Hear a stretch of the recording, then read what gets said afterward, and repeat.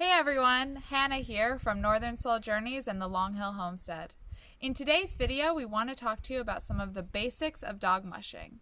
So whether you're new to the sport or you're just curious about the equipment that we use, this video is for you.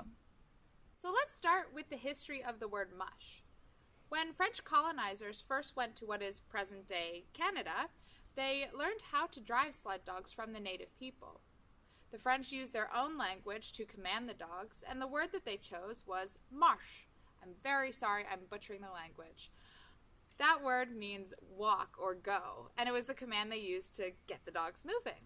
When the English colonizers came over, they learned from the French, and that word marche was anglicized into the word mush. Now, most people do not use the word mush to command their dogs anymore. A lot of people will say ready, all right, or let's go, but the word mush is still used to describe the sport. Dog-powered sports is a very broad topic, but whether you're running a team of 12 or just one single dog, the equipment that you use and the principles are pretty much the same. And today we're going to focus on looking at the harness, or as we like to say, the dog's uniform. There are so many different types of harnesses and many schools for thought on which is the best harness, but today we would like to show you two different types of harnesses. We're going to start with the X-back harness. The majority of our dogs wear this harness, and it's very popular in the dog mushing community. There is thick padding along the harness where there's a lot of pressure on the dog's body. And here at the chest plate is where the majority of the pressure on the dog lies. When instructing our students or guests how to harness a dog, I always recommend that they stand over the dog, like so, squeezing gently behind the ribs. This way I've got the dog secure and I still have two hands to work with. Putting the harness on, fold the chest plate in half, and then with the big hole first and the little hole second, place the harness over the head and collar of the dog. With the X on top, one leg through and the next leg through. It's important to ensure a nice fit on the dog. The V, or the end of the harness here, shouldn't go past the base of the tail. The collar should fit snugly but not tightly. And the long stretch here of padding should go along the ribs rather than the soft tissue of the dog. It's also really important to see how the harness fits when the dog is pulling. If I just look at it like this, I'm not sure that it's going to look the same when the dog has their full weight into the body of the harness. So whether you have someone pulling back for you or you can pull back on the harness yourself, it's important to see that it fits nicely this way. The other type of harness that we want to show you today is the half harness. The half harness is a little bit more comfortable for a few of our dogs, so they wear this one. Unlike the other harness, this one has a buckle and is somewhat adjustable. It's very common to use this harness in skijoring, bikejoring, running with your dog, and that's because of the higher angle. So if that's where you are in your dog mushing journey, then this harness could be a great start. On this harness, the thick padding is around the neck and chest plate here. Again, as we did with Prada, come Shaggy, stand over the dog and squeeze just behind the ribs. Unclip the buckle and place the harness over the dog's head and collar. The ring should be on the top of the back, and pull the leg through the side that has no buckle, reaching around and buckling on the other side. This should fit snugly but not tightly. And again, around the neck, snugly but not tightly. Why do we use these two types of harnesses?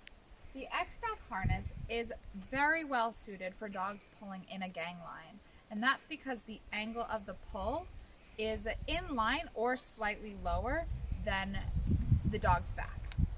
The dogs are able to put all of their weight into the harness while still maintaining freedom of motion in the shoulders. However, not all dogs are created equal. That's why we use some of these half harnesses.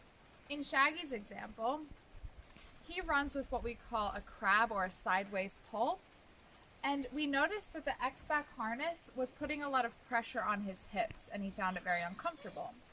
When we switched to the half harness, he was able to pull straight because the angle of the point of pulling changed, and he didn't have that pressure on his hips anymore, and he found it to be much more comfortable. When trying to find a harness for your dog, the most important thing is that you find a harness that fits your dog well. Doesn't matter which style you choose in the beginning necessarily, as long as the style you do choose actually fits the dog. Now we want to talk about how to attach the dog to the line. The line will be attached to the dog, and that will be attached to whatever that dog is pulling, whether it's you on a harness, on a bicycle, or your sled, whatever. There are lots of ways to attach the dog to the line. You can use a button, you can use a brass snap, you can use a ball, or a toggle. We use toggles and we attach them to the harness itself. The reason why we prefer the toggle versus the brass snap is that these do not freeze. They're a great handle for walking the dog to the line, and they rarely break. We can only speak to brass snaps versus toggles because we've never used anything else. So if you're a musher and you use something else, let us know in the comments what you use and why you like to use it. We'd love to know. Now let's put a dog on the line. Let's get Prada. When first working with toggles, they can seem a little bit tricky. Now Prada here is a very calm dog, so she's easy to work with. I've got a loose line here and she's chill standing. However, some dogs are just too excited. They're all over the place. We have many dogs like that. So here's a great tip to harness or to put a toggle onto the line when you have a dog who's really excited. If you're working with an X-back harness, use the V like we talked about before. Put your arm through the V and pull back gently with that arm. That's going to give you that slack line and two hands to work with.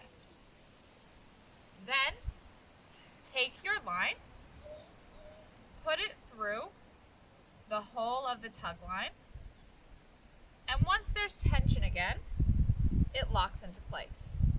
As long as the whole of the tug line isn't too big, you don't have a risk of the toggle falling out when the line is slack. If you're not using an X-back harness, if you're using a half harness, for example, what you can do is stand over the dog like when we were harnessing dogs, gently squeeze behind the ribs to hold the dog secure, and then take the toggle through the tug line. Toggles can either be purchased, like this plastic one here, or even made.